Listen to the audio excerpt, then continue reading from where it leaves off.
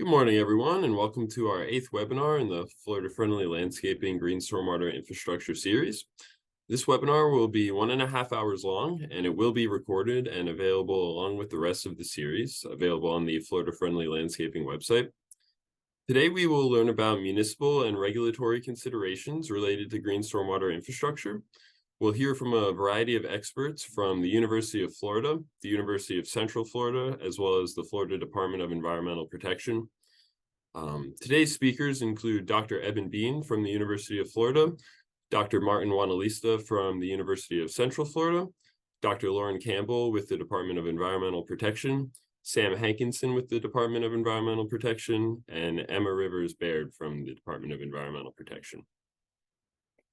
Additional information about municipal and regulatory considerations can be found on our Green Stormwater Infrastructure website, a link to which will be dropped in the chat during the call. Next month, on October 19th, we will have another webinar, and this one will be focused on lessons learned. So this webinar will focus on lessons learned surrounding green stormwater infrastructure, and will also feature a roundtable, including some of the GSI experts that have participated in our series thus far. To see a full lineup of our webinars, including past recorded webinars, please visit the FloridaFriendlyLandscaping.com and follow links to the training and FFL webinar section. A link to that will be dropped in the chat box during the call as well. This webinar has 1.5 hour credits for CEUs available for Florida Friendly Landscaping Certified Professionals, FNGLA credits, floodplain managers, professional engineers, and landscape architects. A link for CEUs will appear in the chat, and if you have any questions or issues related to your CEUs, you can reach out to Claire Lewis, whose contact information will be in the chat as well. A link to GSI funding information will also be dropped in the chat. We've also recently launched our Green Stormwater Infrastructure Inventory Survey, with which we are aiming to collect information on GSI projects throughout the state. So a link to that survey can be found in the chat once the call gets started, and users can submit up to 3 projects using that survey per session. And if you have any questions for today's speakers, please submit them in the question and answer box as opposed to the chat. That way our moderators don't miss any of the questions. We'll have some time after each presentation, and if we find that we're running a little short on time, we might end up just saving questions for the end. So as the presentations go along, please feel free to drop those questions, and if we don't get to them directly after the presenter, we will get to them during our question and answer at the end. So I want to thank everyone for joining us in our webinar today, and with that, I'd like to turn things over to Dr. Eben Bean to get us started. All right, great. Thank you, Nathan. I'm hoping everyone can see my screen. Please stop me if you cannot. So it's good to be back for this, our 8th webinar. And today, in the municipal and regulatory considerations, I want to talk a little bit about local codes and ordinances and how they play into green stormwater infrastructure. Make sure my mouse is on the right one. So in the past, we've kind of talked a little bit about sort of the differentiation of low impact development and GSI, or the term GSI really refers to the practices that manage the stormwater that couldn't be avoided. And the term GSI, or green stormwater infrastructure, is one of maybe in a list of terms that have kind of been used over time for these types of terms. So you may hear terms today such as BMP for best management practice, stormwater control measure, or LID practice. These are all kind of talking about a lot of the same techniques. The context has kind of evolved over time, and the way that different organizations refer to these topics. You may even hear a term nature-based solutions, which tries to capture in some of these terms as well. With LID and GSI, though, I like to differentiate them because I think that it's important to think about how the decisions that affect each of those aspects occur at different times and at different scales within the development process. So with low impact development and LID, it's essentially a strategy for trying to avoid and minimize the amount of runoff that is increased from a developed site. And the ways that we can go about doing this are essentially looking at what the site has to offer and building within those parameters rather than trying to force the site to match what we want a site to do. What does the site offer and how can we integrate within that? This kind of also looks at sort of how we orient our impervious cover on the site, how well it's connected or disconnected. And this also addresses sort of how much we change or reduce or limit the amount of runoff that's produced. Towards the end, we look at sort of how to manage and infiltrate or treat the stormwater that couldn't be avoided or minimized from the LID approach. And these practices are oftentimes the physical practices that are implemented into the landscape and into the developed area. These are your typical stormwater practices. And I bring up this differentiation because if we think about sort of where the rules that govern the implementation and the decisions that go into guiding this occur or the organizations that are overseeing them, the Green Stormwater Infrastructure and where the stormwater practices are, how they're designed, constructed, and permitted, a lot of that happens at the DEP and water management district level with through the programs, the TMDLs, the BMAPs, the MS4, MPDS program, if you're familiar with some of these terms, as well as the ERP program. And Emma Rivers Baird will be talking to us a little bit more later on about some of the updates to the ERP program. There will also be some folks from DEP that will talk to us a little bit about the BMAP program as well. But local governments play a critical role in the way that development occurs through the passing and enacting of their codes and ordinances, their comp plans and zoning. And that's because these codes and ordinances, this language, these regulations really have a lot of emphasis or a lot of influence on how these first site layout plans come about. One example of this is when communities require curb and gutter. And these are a perfectly reasonable and perfectly good strategy for higher density development and trying to pack in our development into smaller areas and convey stormwater as efficiently as possible. However, in some cases, when we require this, we're essentially restricting the use of other options such as swales.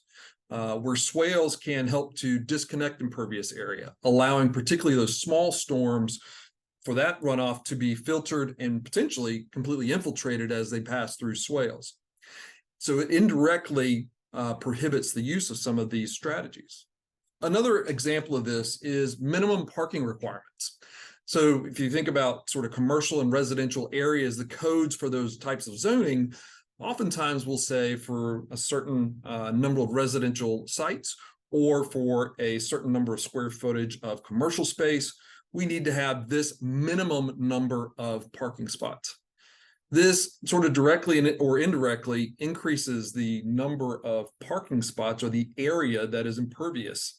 And a lot of times this minimum, I'm sorry, results in large areas of seldomly used parking spaces. Now, some of that can be offset by offering pervious surfaces and adding permeable pavement to the parking area.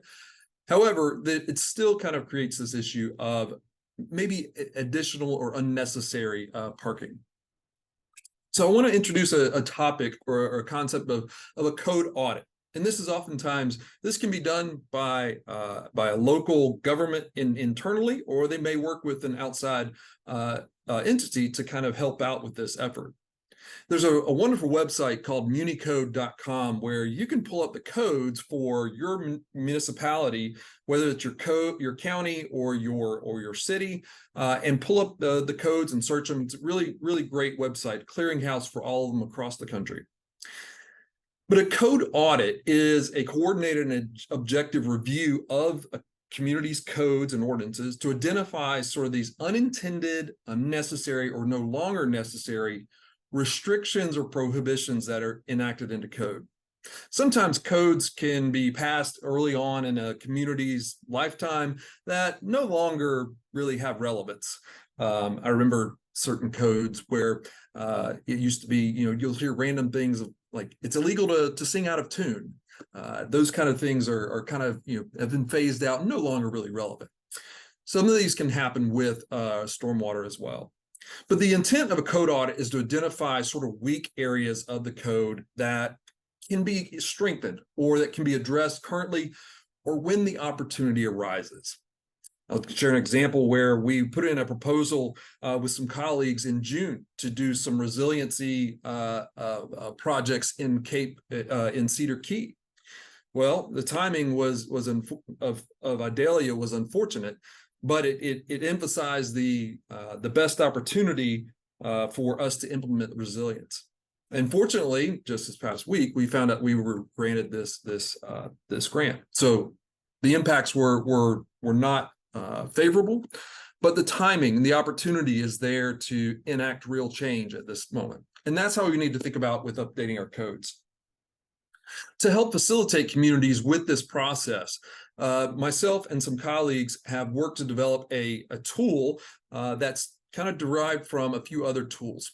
Wisconsin Sea Grant developed this initially, and we pulled some content from the Center for Watershed Protection to develop a tool to help guide communities or those who are performing an audit through the process. We developed a guidance document to guide the users through this document, through this tool, and the steps that are required. And I'll cover some of that here today.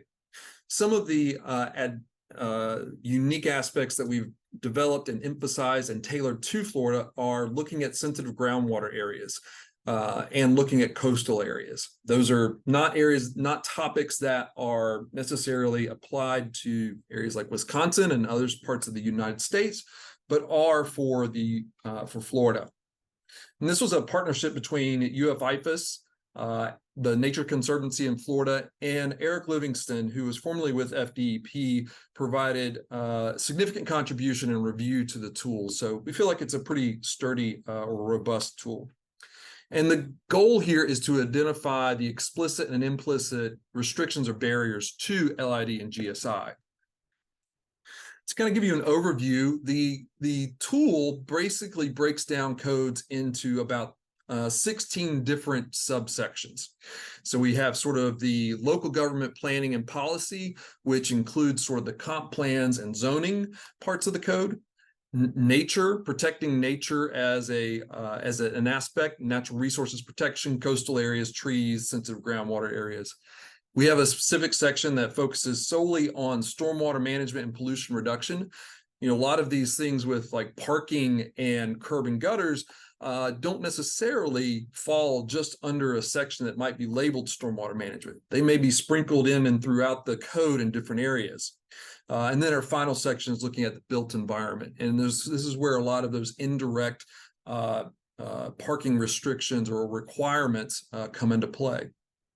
So each section has a list of questions that are to be evaluated against the code, and each question gets a score from 0 to 4. 0 being that it's essentially very low and does not really help to implement best management practices or green stormwater infrastructure in LID. 4 points meaning that it's as strong as you can be. It's an exemplary code or ordinance. So as you're kind of going through this code process, there's sort of these main steps. The first one is to lay the groundwork. And so a local community would typically establish a core team that is going to lead this, of maybe 3 to 4. And then you want to educate staff and decision makers or policy makers about the process that's going to be undertaken. And then plan for the scoping exercise and code audit. I'll cover the scoping exercise here in a moment. And then thinking about budgeting the time or cost for it to be done internally or externally. The community scoping exercise is sort of about a 2-hour event or meeting where liaisons from different areas of the community and the community government, public works, planning, etc., would assess green stormwater infrastructure and LID within the community, the local acceptance of it, and identify priorities for the community. Are there really exemplary natural resources or water quality or stormwater challenges that are really driving efforts and activity. And then this would lead into identifying specific code sections or topics for the audit. So 16 sections with each one having maybe up to 15 to 20 questions. It can be a daunting task and pretty exhaustive. So it may be something where we just look at a few of them. So with the community scoping exercise, these questions are meant to guide the core group and the liaisons, kind of looking at how does stormwater water quality affect your community? How much LID and GSI have been implemented in the community? How accepting is it? Is the community of these types of practices? Is there pushback? Who would be allies and who might be opponents? So identifying these can help the community to plan out how we might want to go about implementing LID and GSI into our codes and allowing and incentivizing that. The goal here, though, is to identify the strategies for auditing and updating the codes, guide the sections of the code audit tool to be done by the community. And really one of the most beneficial aspects is the discussion amongst the departments and organizations that goes on as they're working through this process. Because some areas of the code are more used by different departments and organizations within a community than others. So actually conducting the audit, this is, the adapting this tool so that you're looking at which sections within the tool to actually go through and perform the audit, whether it's the full or individual topics. You want to perform the audit working through the questions, finding and referencing the code locations. I'll give you some examples of what that looks like here in a moment. You want to record the comments, score the questions, and seek input from each of the liaisons. Finally, at the end of the audit, you'll summarize this into a tally, calculate the scores, and that will give you an indication of which areas or topics have stronger or weaker, or there may be more opportunity to address and improve the codes in the community. So this is, again, sort of the layout or the structure where we have the different sections of the tool in the spreadsheet. As some examples for a couple of questions here, this is kind of sort of individual going through a couple of questions.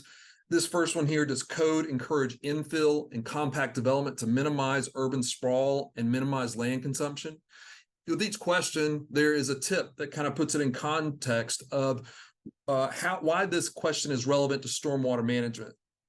There's a space to then document and show where the codes that pertain to this question are included.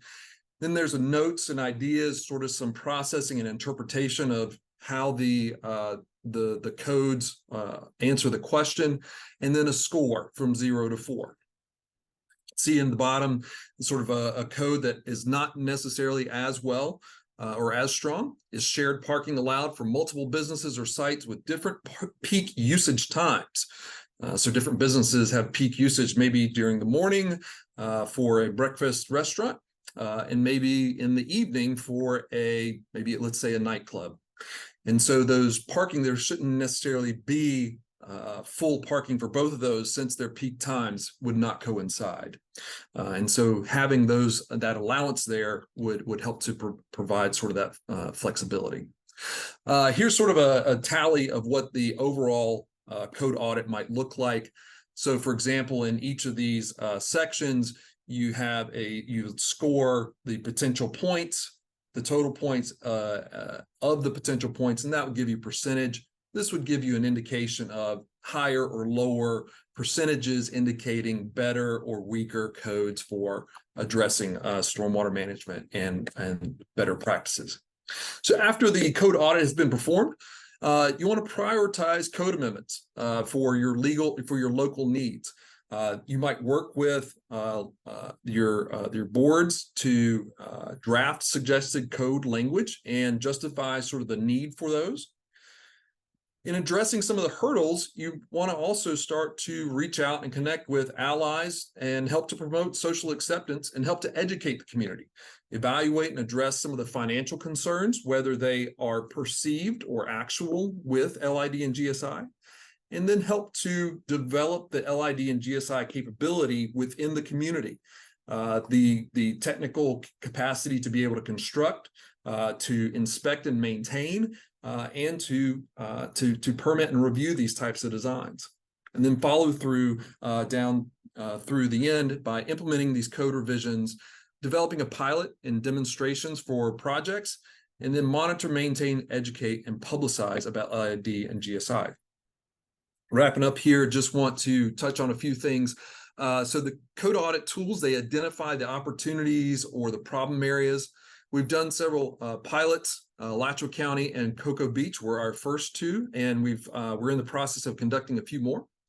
And phase 2 is actually underway for this tool. We're working again with the Nature Conservancy to develop some examples of code language and maybe develop some to address the results of the code audit. And something that's exciting and sort of interesting is we're exploring the incorporation of AI and large language models to help develop this tool better. So that could be the potential, a potential feature that's integrated with that tool. If you'd like to see this tool or download it, you can go to the DEP's GSI website, click on resources, and then technical resources, scroll down to planning and design. Link for the LID GSI code audit tool is right there. We do ask for your email address just so that we can send you an update whenever there is an update to the tool. And it also allows us to let our administration and bean counters, so to speak, know how impactful our work has been. I'm out of time, so I'm going to ask that we save questions for the end, or if you have questions, put it in the question and answer box, and I'll try and answer them as we go into the next speaker, which is Dr. Marty Wanielista.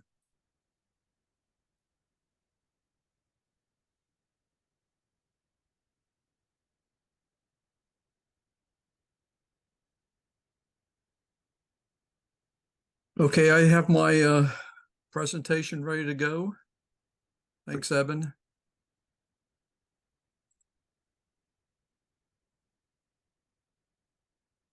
Okay, I'm going to talk about municipal and regulatory considerations in relationship to green stormwater infrastructure and the use of what's called the BMP Trains 2020 computer program.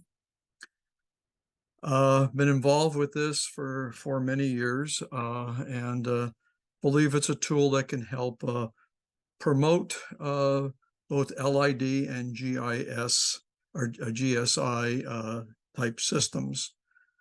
My goals today make you aware of how you can build community resiliency and control stormwater pollution, and basically using both the concepts of LID and GSI,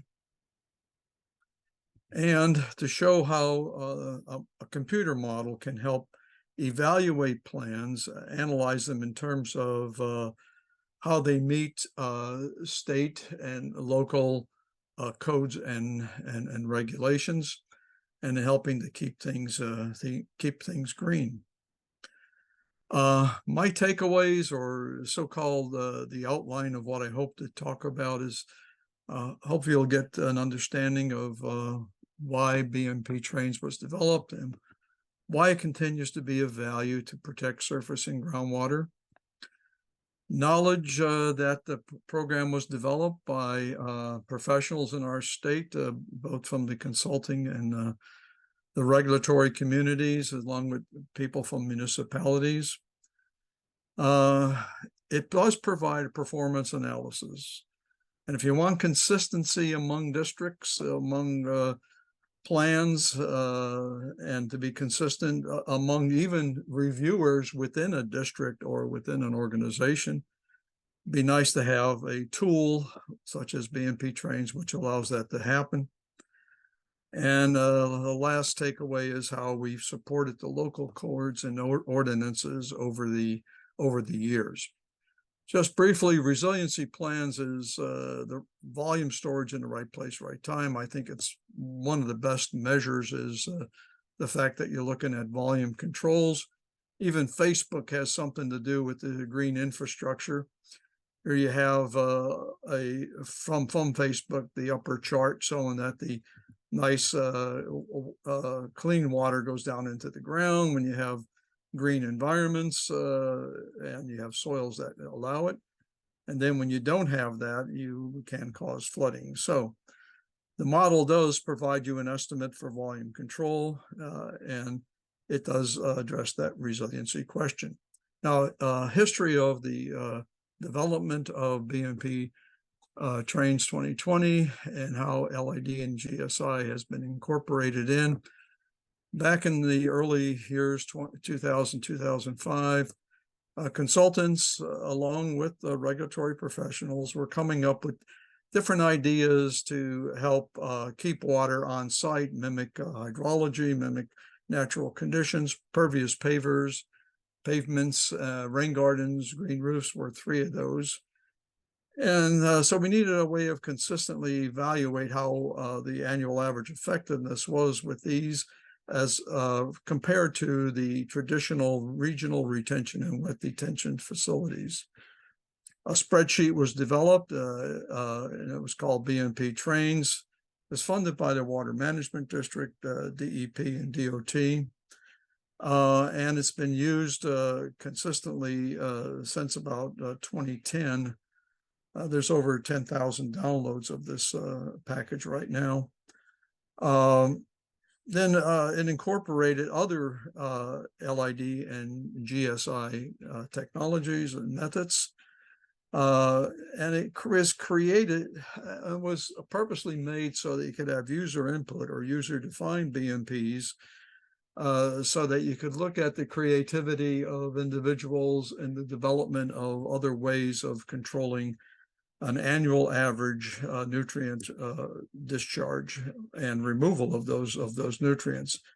And so within the model itself, there are 13 well-defined with design criteria, methodologies, and in addition to that, of course, you have the LID reduction of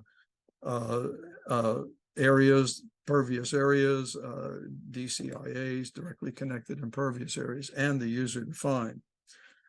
Well, that Excel program that was developed was so large, and it just blew out the Microsoft way of solving it.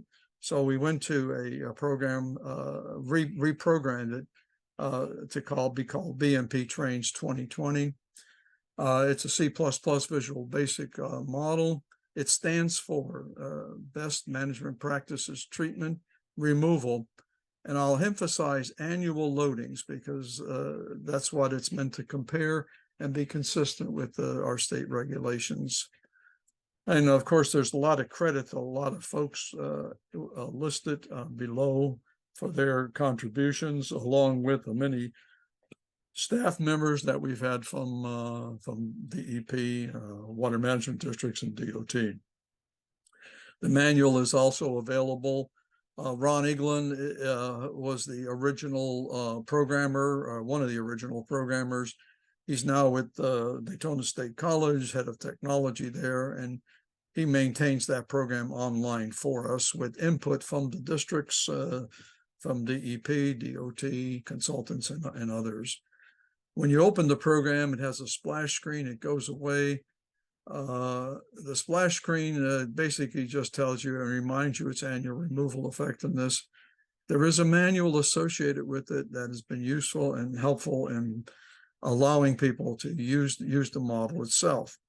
Now, for myself, I continue to make enhancements to improve the use of the model.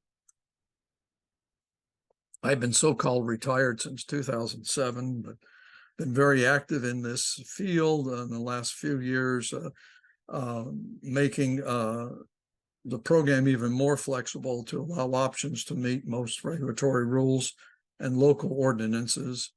Most of the stuff we see in the proposed regulations coming out are already included within BMP Trains.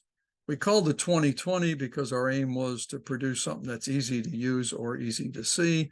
It was released though in 2020. It has a toolbox of all kinds of GSI programs, many examples. All of these, which are hardwired into it with design criteria, are acceptable by the regulatory agencies. And those additional things are that you'd like to put into the model such as different rain patterns, user-defined EMCs, that's event mean concentrations, methods of analysis, post equal pre, specific removal rates, removal estimates, user-defined BMPs, etc., are also included within the model. It's used frequently because it has rainfall data that is from Florida and EMC data. And most importantly, it's a history of research and field monitoring results, which allow regional differences in and analysis methods and regulatory decisions to include new rule adoptions, applicant handbooks, removal effectiveness, peer-reviewed by professionals. It passed administrative hearings, both at the state level and at project levels. Probably the most important reason why it's frequently used, it's no cost, and it does what you want it to do, but certainly no cost. It's acceptable to many practicing professionals and of course the regulatory community. And it provides us with a way of reducing the time for permits. And if the regulatory people, and many use it, and the consultant uses it, then they're on the same page. Now let's turn to see where it has been used before. I'll start out with the LID, reducing the DCIA, directly connected impervious areas. Some of the ones I have that I've worked with are parking in driveways, the street to a pipe leading to a surface water body. That's the first one. Obviously, you can disconnect some of the parking and driveways. You can disconnect roof drains. Big box stores, one of the interesting ones was a big box store that was connected to a storm sewer system, but yet they had fertilizer that was constantly getting into the drain pipe. So not only water quantity, but water quality type work can be done. We can use certainly use and mimic hydrology by looking at infiltration and ET. Here's an example of a development, limit the impervious area in streets. In many cases, in this development especially, their limitations in using LID and GSI actually got them to have more land available, and therefore was able to get a larger tax base for a community. This one is on a coastal area where you had a rural enhancement, I'll call it, but it certainly was redevelopment, and they wanted to meet the codes and target pollution levels. Neighbors wanted to get rid of that big muddy pond. Wonderful GSI solutions were developed: pervious pave, rain gardens, harvesting and filters using BAM, bioabsorption activated media. And they saved quite a bit of money on that and increased their tax base.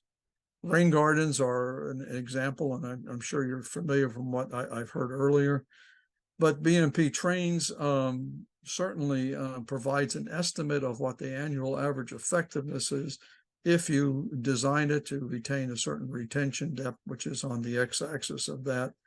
In this case, this rain garden, and there are many of these that I've designed or worked with consultants designing that have over 97% removal efficiency. That's capture, mass removal capture.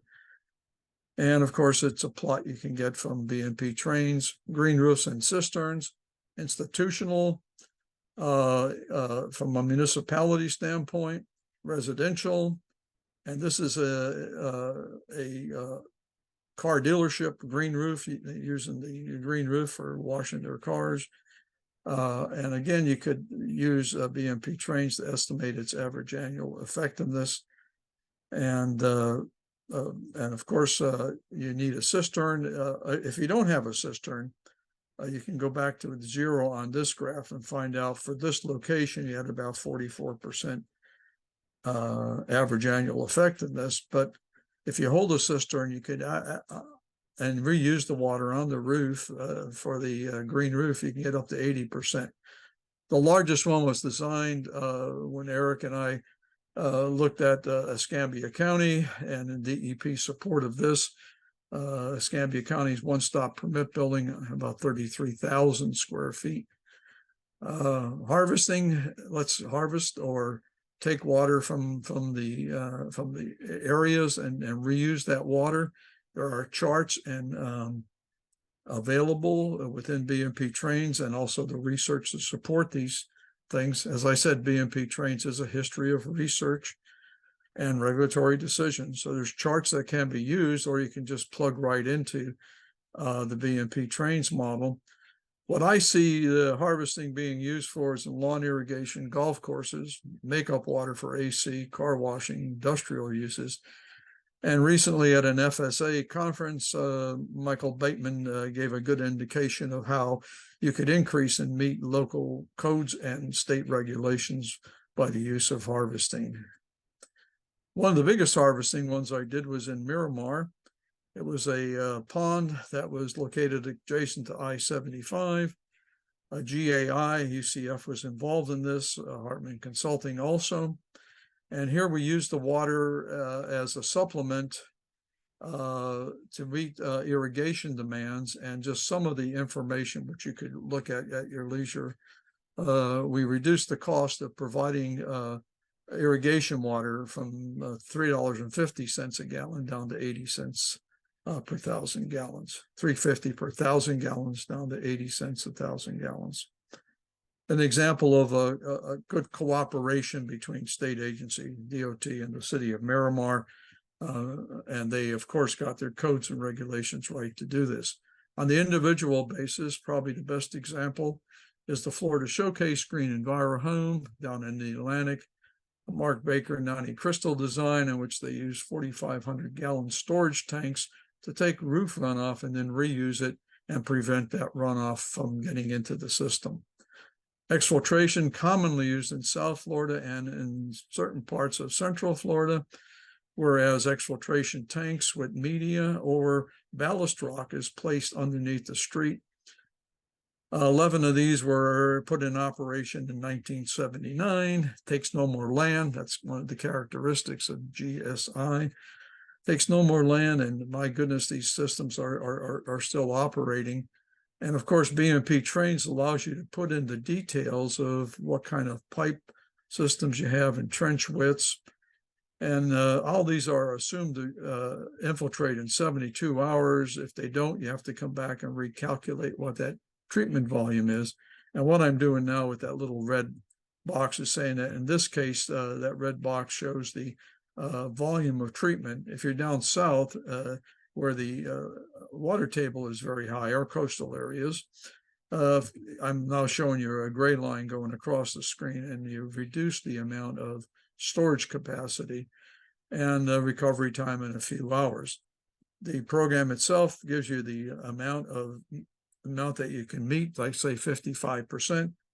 We have consideration now of meeting 55% total nitrogen as one of the target levels within the regulatory framework. And certainly if you use a lot of these GSI systems, you will find out that you can meet very easily what the target levels are. And when I say very easily, assuming you have the capabilities of doing that within your site. Basically, I've worked on many sites in the coastal areas as well as Central Florida and see that. I want to mention again, you could have BAM around the pipe because the BAM helps reduce the amount of pollutants going into the groundwater, protects springs and estuary areas.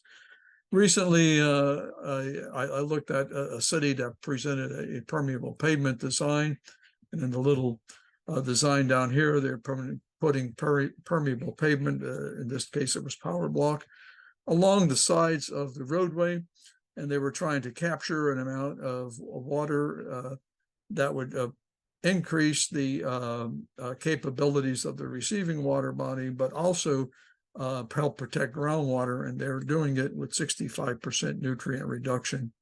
These systems can be designed for up to 90%.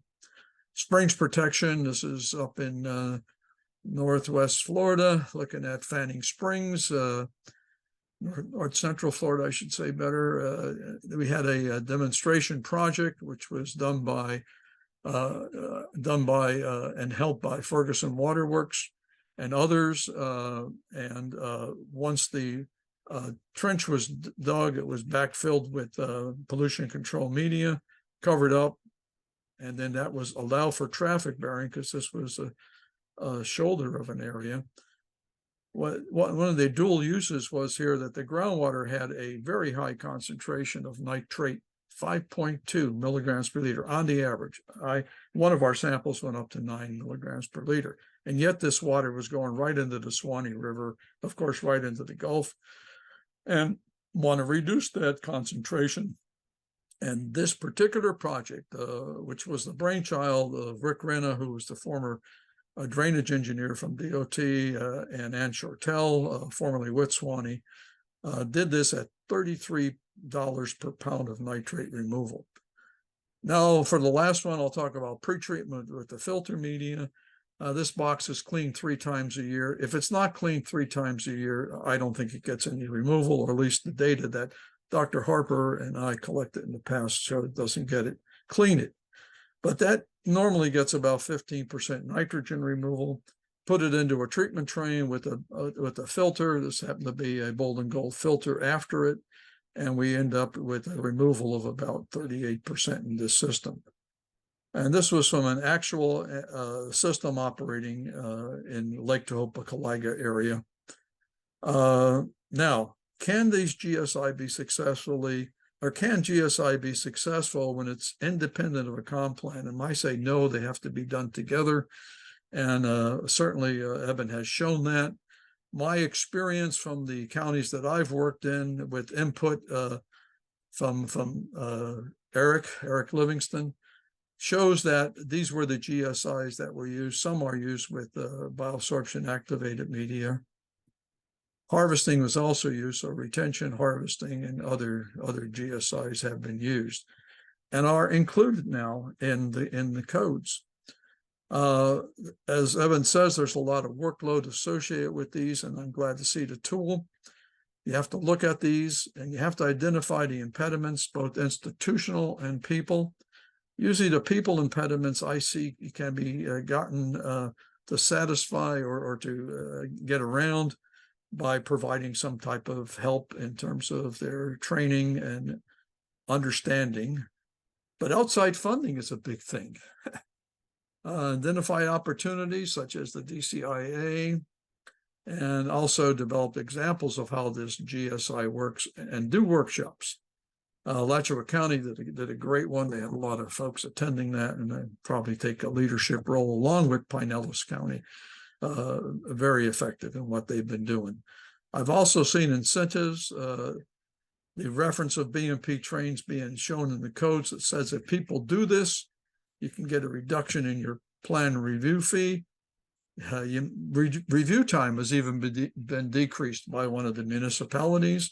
If you provide all the data and we're able to follow through with it and see its compatibility with what we've done using BMP trains, it takes less land, therefore you reduce land costs. GSI normally is used in areas where you do not take any more land.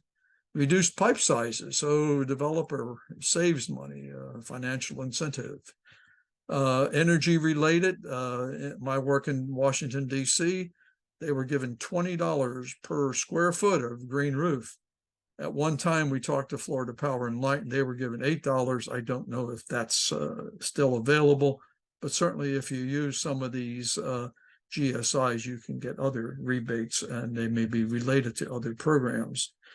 One of the neatest ones, as Michael Bateman said, harvesting, offset the income. In other words, you can charge people because you're now providing water for irrigation purposes, car washing, industrial use, and so forth. And then, of course, you could apply for grants whenever you got the good numbers to say and justify what you have as removal rates. So in summary, Green Stormwater Infrastructure has been incorporated into the local ordinances and can be assessed for their effectiveness using BMP Trains 2020. GSI does provide an economical alternative and is validated using the 2020 program. It's used in, I've used it in ERP, I've seen it used in BMAPs, I've used it in grant applications and T&D programs. Just consider GSI, including the LID options within your next project, be it a retrofit or an existing one, and be it LID applications or GSI applications, pervious pavement, rain gardens, exfiltration, green roofs, and protection of the groundwater using swales. So with that in mind, I'll stop sharing this and we'll go on, I guess, to the next speaker. Thank you. Awesome. Thank you, Dr. Wanielista. And I think we'll go ahead and save questions for the end of the webinar. And with that, we will pass it over to Dr. Lauren Campbell and Sam Hankinson from DEP to talk about BMAPs. Thank you, Nathan and Dr. Wanielista. We use BMP trains in our program fairly often. Can you see my screen? Yeah, we can. Great. Sure can. Thank you. So good morning. My name is Lauren Campbell, and I'm one of the environmental administrators in the Water Quality Restoration Program here at DEP, also known as the Basin Management Action Plan Program. And we are part of the Division of Environmental Assessment and Restoration. I am specifically over the Springs BMAPs, as well as the non-South Florida surface water BMAPs that include the lakes. Also here today is Sam Hankinson. Hi, I'm Sam Hankinson. I'm the PG in the BMAP group and help with technical issues, mostly for the Springs, as well as coordinate the Wanielista, LaCullah, and Jackson Blue Springs BMAPs. Thank you, Sam. So for this presentation today, I will be providing some background on the BMAP program and give a brief overview of some of the statutes that provide the protection and restoration of the state's water bodies. And then Sam will take over and talk about what kind of green stormwater infrastructure projects are seen across our BMAPs and go over some next steps in the BMAP program. So the Division of Environmental Assessment and Restoration is charged with monitoring and assessing Florida's surface water and groundwater quality. And we do this by identifying, verifying, and prioritizing pollution problems. We then develop strategies to resolve these problems, and we implement those strategies through comprehensive restoration action plans. And we do this in partnership with local stakeholders. So Dr. Eben Bean talked about how important that communication and relationship with local stakeholders is, and that's a big part of the BMAP program. So the BMAPs are a step within this larger cycle of evaluation and assessment of water quality standards, and they contain a comprehensive set of solutions such as permit limits on wastewater facilities, urban and agricultural best management practices, and conservation programs designed to achieve pollutant load reductions, where our ultimate goal is to meet the total maximum daily load for that water body and improve water quality throughout the state. So this graphic illustrates how DEER's programs work together through conscious, adaptive processes of evaluation and management of Florida's water resources. And we are currently working to update all the nutrient BMAPs by July 1st, 2025. So you'll hear that reminder throughout our presentation. So there are some important components of BMAPs that are used to restore water quality to an impaired water body. The first being stakeholder input. When developing a BMAP, we have numerous meetings held with the public and local stakeholders to come to an agreement on the best approach for restoration in the watershed. And then we come to a consensus during BMAP development and updates that allows for better success for implementation. So once an agreement is reached, the BMAP is then presented to the DEP secretary to be signed and adopted, which makes BMAPs legally enforceable. Legal requirements can be enforced through the National Pollutant Discharge Elimination System, NPDES wastewater treatment facility permits, through MS4 permits, or through the authority of the adopted BMAP itself. Then BMAPs are implemented through a phased approach. I'll now go through a summary of the statutes that are important to the BMAPs, but the Florida Watershed Restoration Act directs us to integrate appropriate management strategies such as projects and establish a schedule to implement these projects and strategies. BMAPs are implemented with this phased approach using adaptive management so that when we gather new information and data, that can be incorporated as needed. BMAPs are then reported on annually. So BMAP projects and BMAP progress are reviewed every year and reported in a database and a report that comes out every year that Sam will talk a little bit more on later in the presentation. So where do we find BMAPs throughout the state of Florida?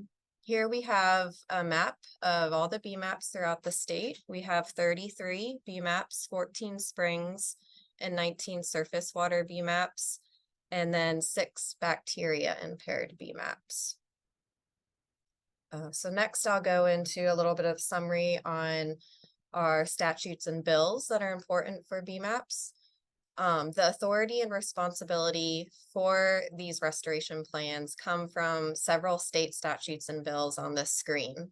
The Florida Watershed Act, Section 403.067 of Florida statutes applies to all the BMAPs, nutrient related and bacteria impaired. We then have the Florida Springs and Aquifer Protection Act, and this provides further protections for our outstanding Florida springs with nutrient TMDLs. We then have the Northern Everglades and Estuaries Protection Program, and this applies to Lake Okeechobee, St. Lucie, and Caloosahatchee River and estuaries. We then have the Clean Waterways Act, also known as Senate Bill 712, and I'll have another slide with more details on this act, but this applies to the nutrient impaired BMAPs. And then our newest bill, which was adopted July of this year, 2023, it's the House Bill 1379 Environmental Protection Bill. And this bill further strengthens the BMAP and provides further protection, which I will also go into more detail. So the Clean Waterways Act, or Senate Bill 712, is a subparagraph of the Florida Watershed Restoration Act. That's that 403.067 Florida statute. And the goal of this bill is to promote resilient wastewater infrastructure and utilities. So it specifies that local governments within a nutrient impaired BMAP must develop a wastewater treatment plan and/or an on-site system treatment and disposal system, or OSTDS remediation plan.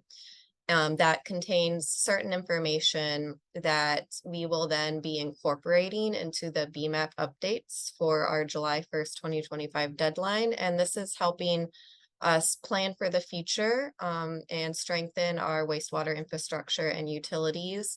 And also it's going to help us know where we need more resources, more funding, more support throughout our local communities in the BMAPs.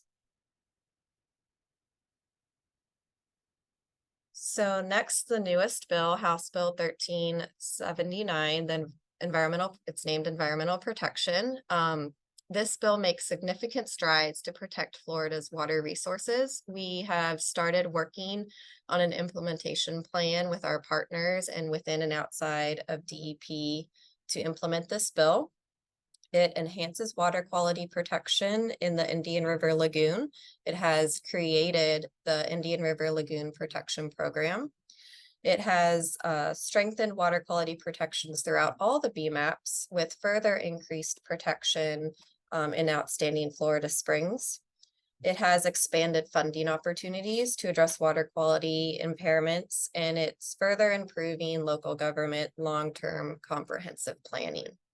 So DEER has many of the responsibilities coming out of this bill. So we are working with each program throughout our division for implementation, and we will be incorporating the bill requirements into our BMAP updates by July 1st, 2025. So in summary, there are key components in the BMAPs designed to achieve this pollutant reduction and meet the TMDL, such as identifying nutrients, carrying out projects, which we'll talk about in the next part of the presentation, and to reduce pollutant loading and assess project progress towards meeting our water quality goals.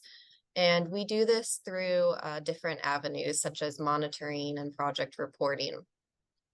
So the BMAPs have this main framework that consists of two parts, and that's identifying projects to achieve pollutant reductions and implementing timelines, and trying to understand water quality improvements from these projects to come up with better management strategies. And then the next part is process assessing our progress towards achieving the TMDL. And this is where monitoring comes in and project reporting comes in, as well as further follow-up meetings and communication with our stakeholders.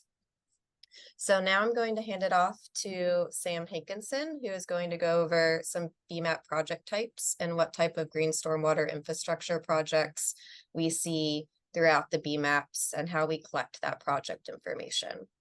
So I'll hand it over to you, Sam. Thank you, Lauren. As Lauren just said, one of the central roles of the BMAP program is to work with stakeholders to facilitate and evaluate and document projects that will help achieve the goals of the action plans. BMAP projects are any effort that results in the reduction and prevention of pollutants to the impaired watershed addressed by the BMAP. Next slide. There are a wide variety of projects that can benefit water quality and help achieve the goals of the BMAPs.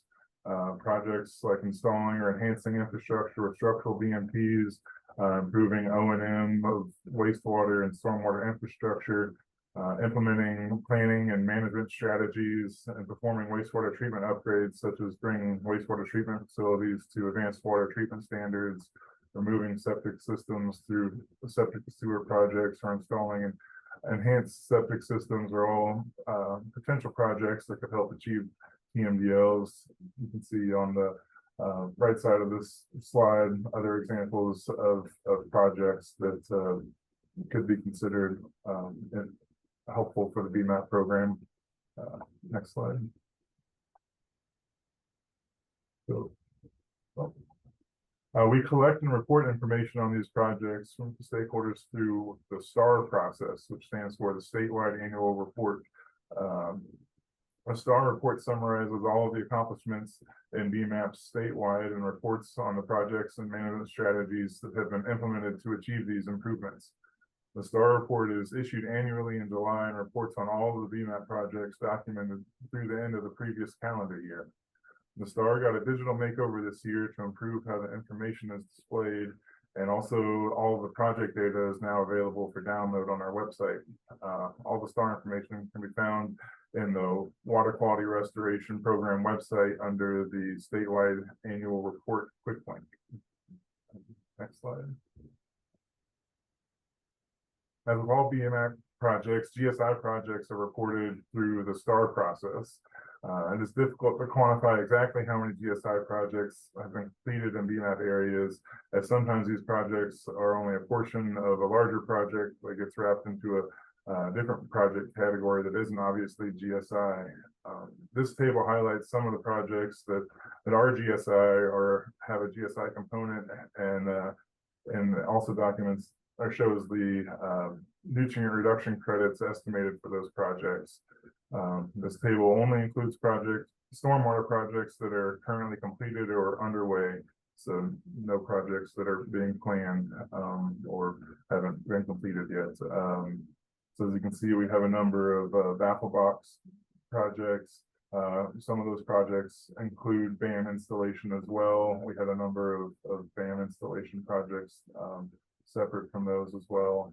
You can see we have a few pervious pavement projects, as well as some rain gardens and tree boxes.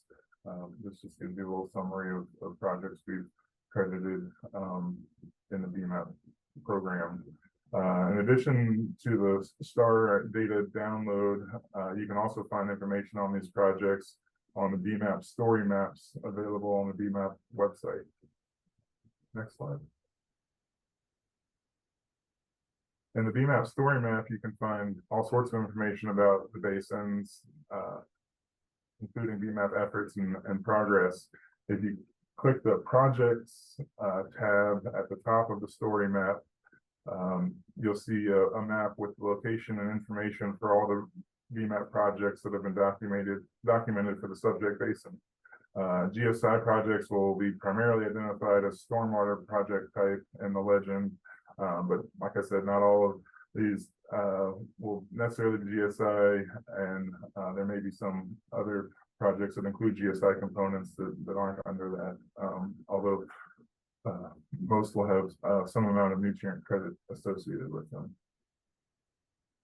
Next slide. For all BMAP related information, you can visit our BMAP webpage.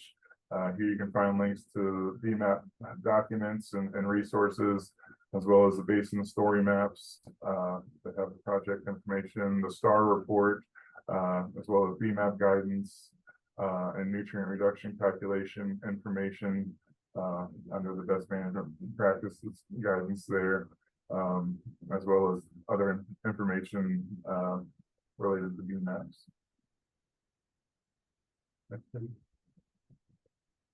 So looking forward, there's a lot going on in the BMAP program right now.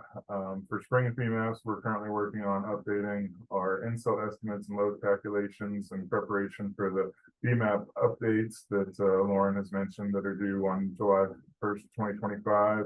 We're also working on developing a hotspot analysis to better assist in project planning. We're evaluating our monitoring network and revising or adding stations as needed to help provide us the information we need to understand these systems and keep the most effective projects. Next slide. We've recently had some staff shuffling. Lauren Campbell is now the environmental administrator of the groundwater section over the Springs and Lakes BMAPs. Chandler Keenan has joined our group recently and has taken over as coordinator for Lauren's basins in the Suwannee, Santa Fe, and Springs Coast regions.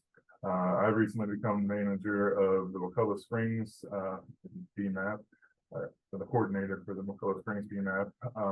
And this figure shows all of the current coordinators for all of the BMAPs, as well as their contact information. So feel free to reach out to any of us if you have any BMAP related questions. Next slide. Thank you for your time. I think we're going to hold questions till the end Q&A period. Thank you. Thank you, Lauren and Sam. Yeah, we'll go ahead and hold questions till the end of the webinar. And with that, we will pass it over to Emma Rivers Baird, also from DEP, to discuss the stormwater rule update.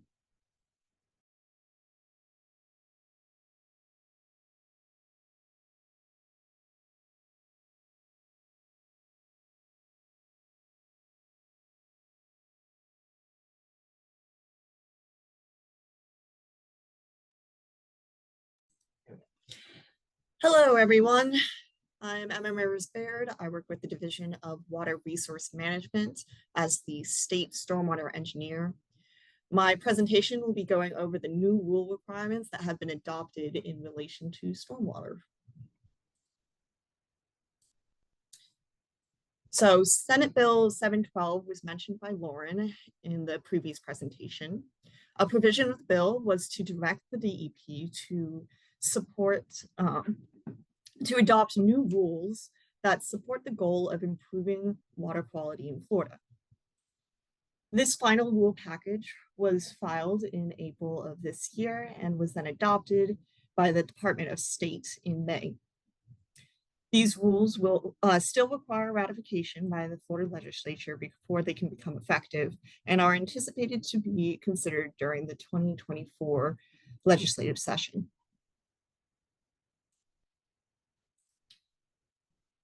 These rules have been adopted and thus cannot be changed at this time.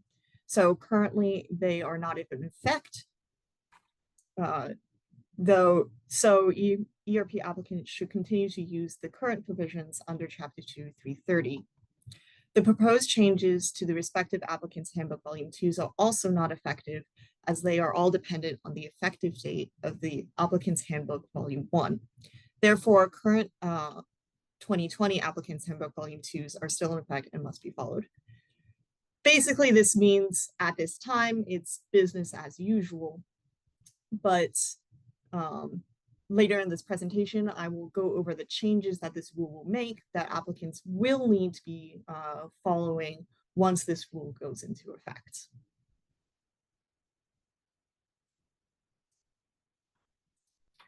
Public input is an important and valued part of all of Florida rule development activities. So throughout this rulemaking process, DEP held 2 public outreach meetings in 2020 prior to any rule developments even starting.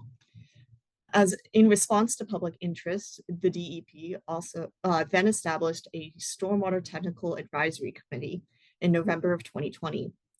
This TAC met 13 times from December of 2020 through November of 2021. The mission of this TAC was to provide a forum for identifying and constructively outlining recommendations to the DEP and the water management districts for strengthening the stormwater design and operation regulations. A summary report of the TAC discussions and recommendations was then published in March, and these recommendations were considered throughout this rulemaking process. DEP then held 4 rule development workshops between May and December of 2022 to present changes to the ERP Applicants Handbook Volume 1 and 62.330 and receive public comment from those changes. Additional workshops were then held in January of 2023 by the 5 water management districts to provide proposed updates to their respective Applicants Handbook Volume 2s.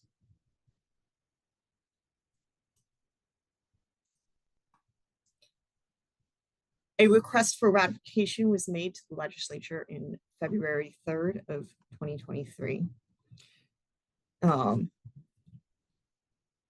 The department filed for the rule to be published in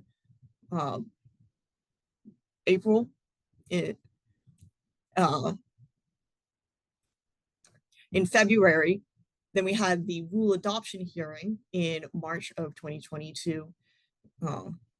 This rule adoption hearing was to provide the public to have their last opportunity to have comments and provide a lower cost regulatory alternatives. With those lower cost regulatory alternatives, we did make some changes with a notice of change, and that notice of change was published in March of this past year. And then the final rule was adopted in May of this year. These rules do still require ratification during the 2024 legislative session. So during this rulemaking process, like I said, we received some lower cost alternatives that then triggered a notice of change to address them. I don't think it's needed to go over the minutia of all of those changes in this presentation. So instead, we're going to focus on what the final rule, as it has been adopted, says. Of course, if you have any questions on the previous drafts of this rule or how things have changed or why we made the decision to make changes, please do not hesitate to ask. I'd be happy to talk to you about that.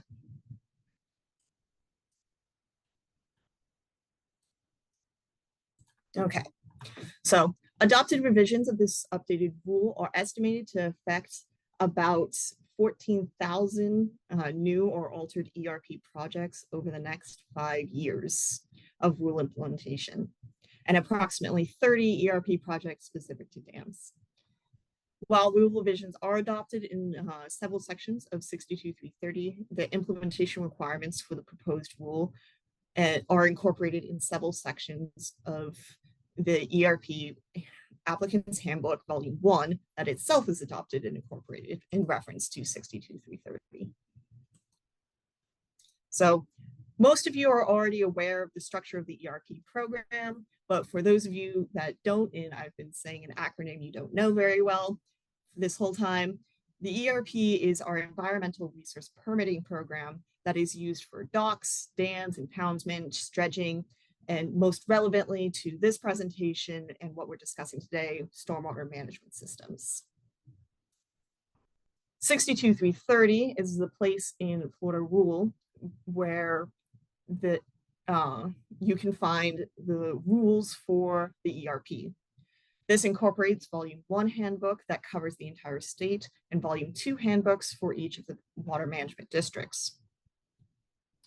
Volume 1 of the ERP applicant's handbook covers permit thresholds, design standards, conditions for insurance, wetland mitigation, and other items that are standard throughout the state.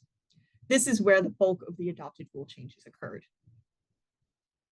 There is also an applicant's handbook, Volume 2, for each of the 5 water management districts. This covers attenuation and special basin criteria for each of their districts. All 5 of these applicants' handbook Volume 2s were also edited to accommodate the new adopted rule language in Volume 1 and 62330. All changes to the rule and handbook Volume 1 can be found on DEP's website, and changes to the Volume 2s can be found in their respective water management district websites. So feel free to review all of this new language at your leisure. And now we're actually going to go into what the adopted rule changes entailed for permittees and applicants for the ERP program. These rule amendments include additional permitting requirements for applicants. This is the biggest part, and what we based the rest of the rule on is these new permit requirements. ERP applicants will be required to demonstrate through calculations or modeling that future stormwater systems will provide the treatment efficiencies outlined by the new performance design standards. By ensuring that stormwater designs are based off calculations and modeling, these systems will have better assurance that they are meeting their performance standards rather than using the storm event presumption design criteria that was previously used. These new performance standards are based on a 2-pronged system. Applicants will need to meet a level of treatment to have their final loading equal to that of the pre-development loading, or they will be required to meet a treatment performance efficiency that is listed, whichever is more protective. So stormwater systems will be required to achieve an 80% reduction of total phosphorus and a 55% reduction of total nitrogen. I think Wanielista mentioned that 55%. Or they will need to meet that pre-equals post loading rate. For projects in a HUC 12 watershed that contains an outstanding Florida water, they will be required to meet a slightly higher level of treatment efficiency with 90% for total phosphorus and 80% reductions for total nitrogen, or again, that pre-equals post loading rate. And for projects within a HUC 12 watershed with impaired waters, they must ensure that treatment is meeting the standards outlined by the impairment, as well as provide a net improvement for those pollutants not meeting water quality standards. For redevelopment, proposed provisions would allow for a slight reduction in total nitrogen performance standards to 45% under limited conditions, which are expected to help to support redevelopment in areas where there's likely little to no historical stormwater treatment. Redevelopment focuses on existing land uses that were not permitted under ERP and which reduce the impervious extent or would reduce the sources of nutrients based on the event mean concentration. The treatment BMPs or ponds that would be required to achieve the higher standards that would be more difficult to fit in the expected smaller urban infill properties that are likely to meet this redevelopment criteria. For redevelopment sites discharging to an OFW, they would have to meet a total nitrogen reduction of 60% and a total phosphorus reduction of 95%. And these alternative performance standards for redevelopment are not available for sites discharging to impaired waters.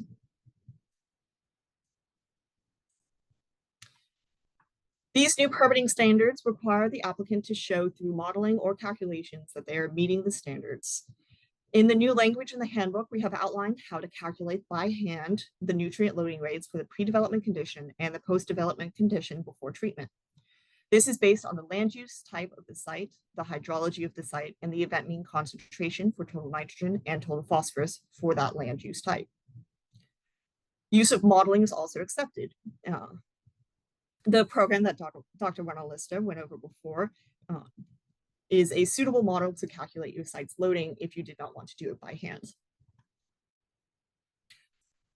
Within the handbook, we also describe methods of treatments and how to calculate them. In Appendix O, we have a listing of common BMPs and their efficiencies. General design requirements such as side slopes, planting needs, and safety concerns will still be outlined within their applicant's handbook volume 2 for each water management district and would still need to be followed, as well as any local requirements that are or ordinances. Florida-friendly landscaping would also be a good resource to provide design recommendations for these BMPs for use on a specific site. Appendix O only provides for how to calculate the nutrient treatment efficiencies for a few common BMPs, but of course other alternative BMPs are acceptable. BMPs at times do not meet the required treatment efficiencies of a site by themselves, so they need to be put in series, which is called a BMP treatment train. Dr. Wanielista's program could also assist with these calculations and give insights on how BMPs work together, but there's also an equation provided within the handbook to calculate efficiencies in series for yourself. LID and GSI is another method that can be used to meet the stormwater treatment efficiencies required.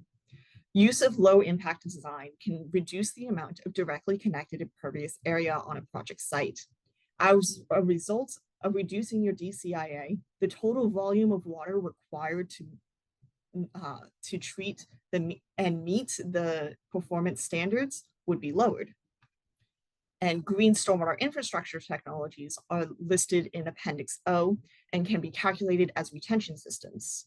Many small green stormwater infrastructure systems can act in concert together as micro retention across the site and reduce the impact of additional required treatment or potentially provide all of the treatment needed for their project.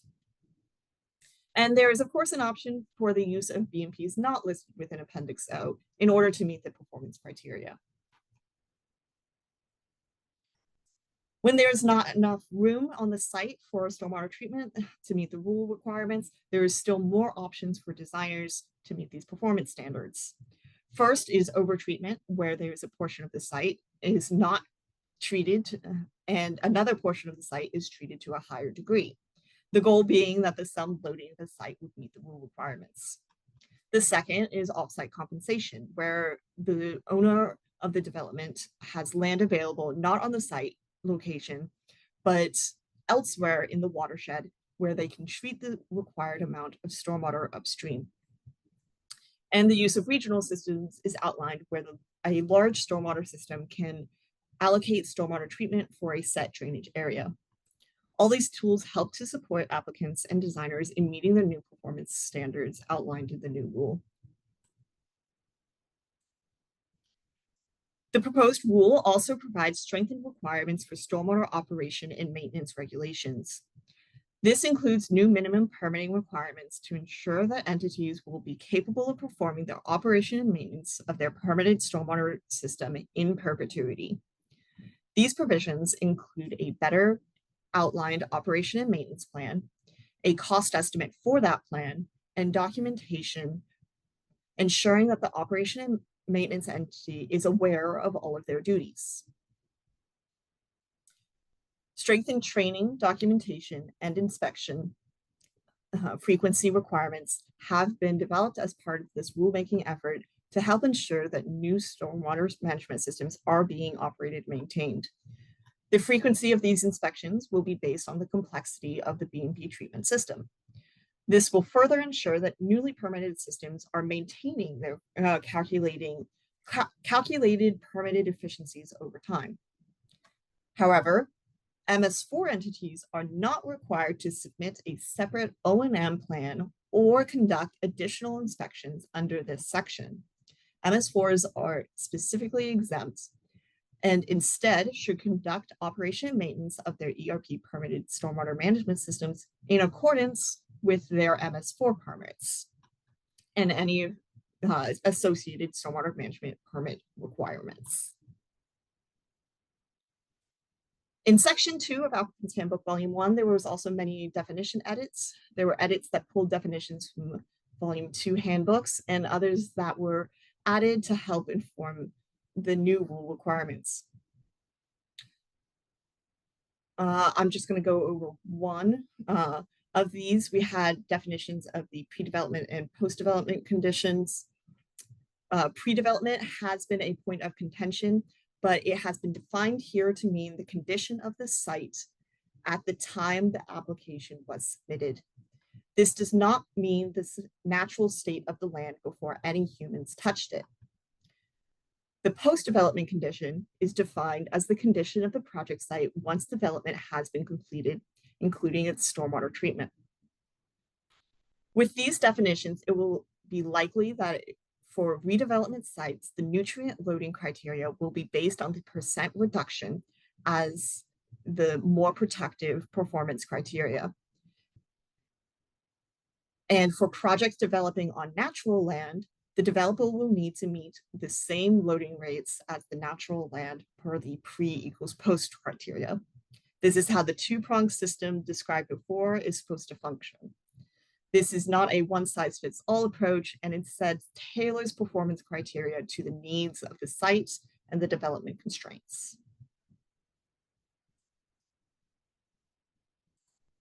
Some provisions for applicants are in the rule to help them to meet the new standards. These include the ability to develop site-specific event mean concentration values, the use of innovative BMPs not listed in the handbook, such as innovative green infrastructure, and the use of off-site compensation to meet treatment performance standards. There will also be grandfathering. Grandfathering of older systems is a practice that has always occurred. There are certain ERP applications that will not be required to meet this new performance criteria after it has gone into effect. First, there will be a 12-month buffer period after rule implementation where permits completed in this time will not be required to meet the new performance criteria. This will allow applicants that currently are in-house to be completed.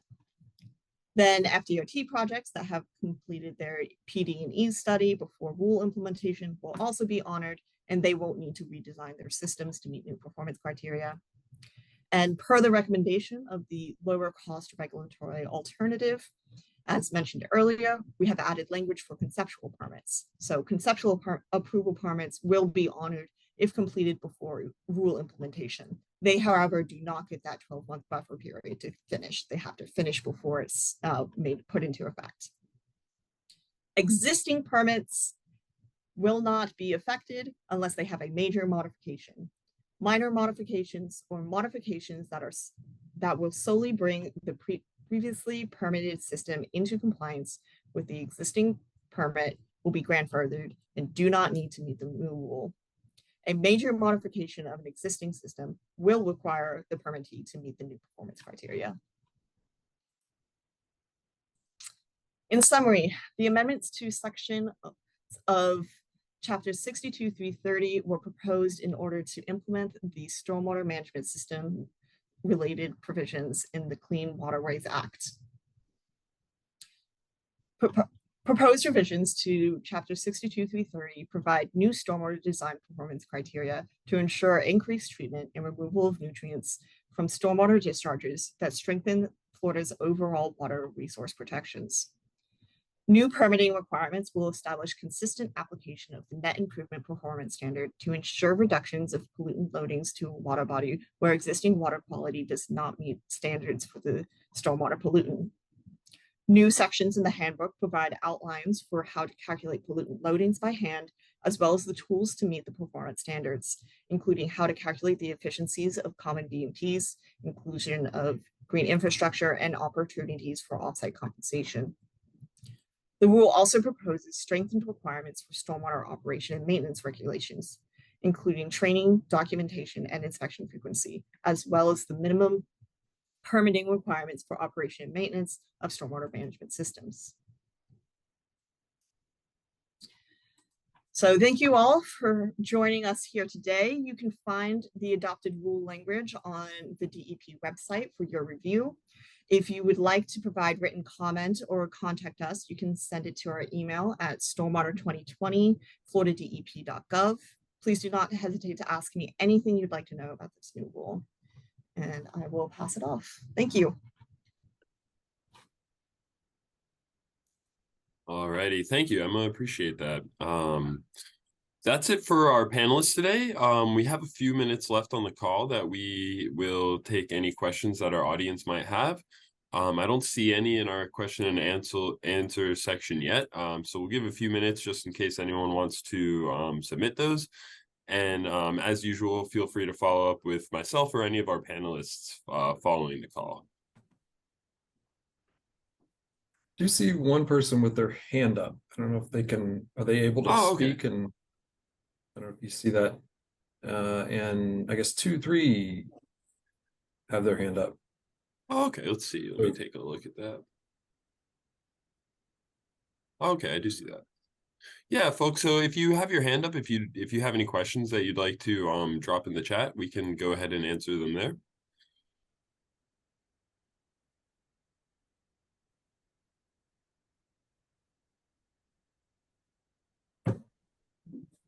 Hello? Yes. Hi, how are you? My name is Gabrielle Milch, and I'm calling to ask about wetlands permitting involved with this stormwater management. There's a lot of wetlands vegetation in some of the more urbanized areas that perhaps will be deemed not essential. And I just wanted to know about if there's going to be replantings or we're talking about just open ponds in the urbanized areas. So are you asking for if there's new development, if areas that had natural wetlands would be converted to ponds? I'm trying to understand your question a little bit better. Yeah, that's I went to a training for City of Orlando, and they're revamping their wetlands rules. And so we did an urban delineation of the wetlands quality, and with the UMAM, the way that we looked at urbanized wetlands was they were quite diminished from their value in some components, and perhaps were not good for water quality, but they would have habitat for the wetland dependent species in the urbanized areas. Is that addressed in the stormwater rules about vegetation? I know you said about Florida friendly landscaping. All wetland rules were not touched, so that is going to remain the same. If you impact wetlands, you're going to have to, provide compensation for that impact of the wetlands.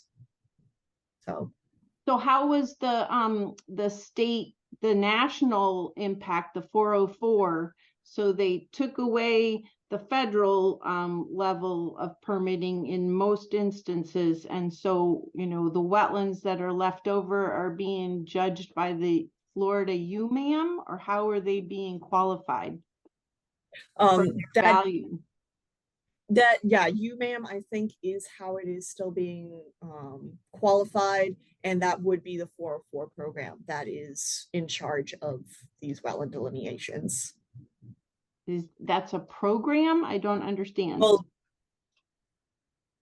I'll see if I can find you the appropriate person to. Well, I'll give you a call.